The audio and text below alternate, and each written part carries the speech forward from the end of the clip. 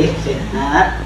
Perkenalkan, saya Dwi Fitriana. Di sini saya dan rekan-rekan saya akan memberikan edukasi tentang tumbuh kembang anak. Saya di sini mau izin kepada Ibu untuk memberikan edukasi. Ya, silakan. Rekan-rekan saya akan menjelaskan apa itu tumbuh kembang anak.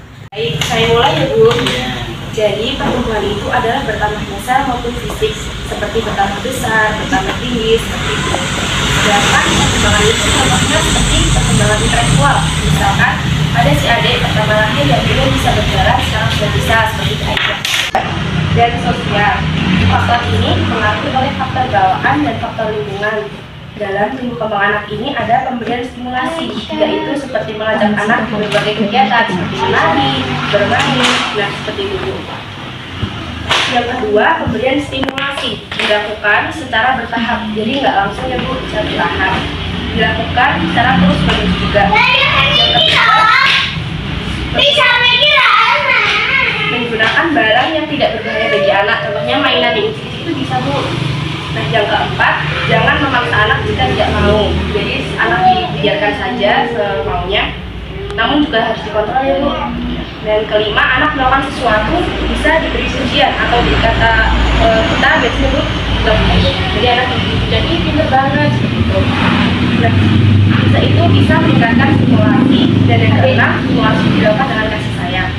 Selanjutnya ada kriteria tumbuh kembang anak usia 0 sampai 5 tahun Bu. Jadi usia 0 sampai 1 bulan itu terdapat refleks primitif, yaitu seperti menghisap, menggenggam, dan memberi respon. Dan usia 0 sampai 2 bulan anak sudah bisa menundukkan kepala sendiri, memberi senyum seperti itu.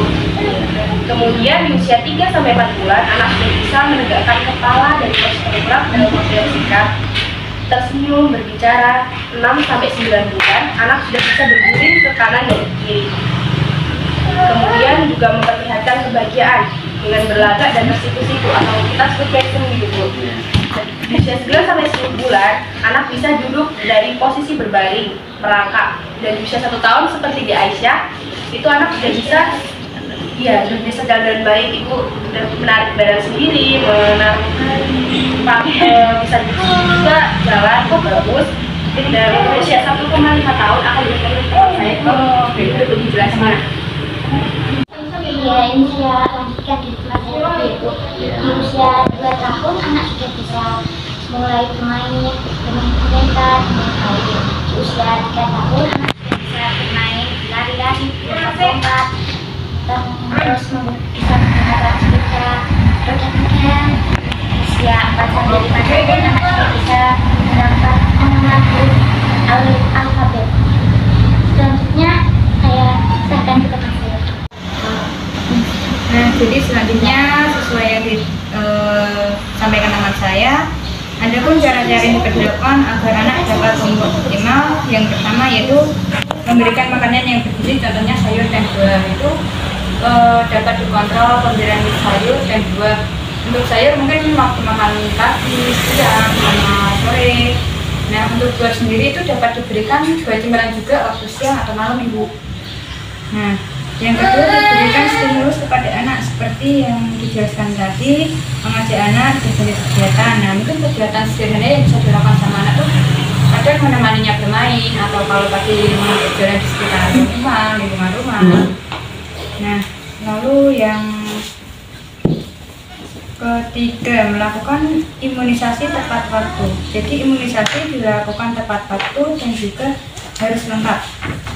Untuk yang keempat, memantau pertumbuhan anak. Nah, memantau pertumbuhan anak ini bisa dari pertumbuhan fisik dan juga kecerdasannya. Untuk pertumbuhan fisik itu bisa dilakukan di posyandu. Setiap kali ada posyandu bisa diajak adiknya ke sana untuk dicek tinggi badan, berat badan, tingkat tangan.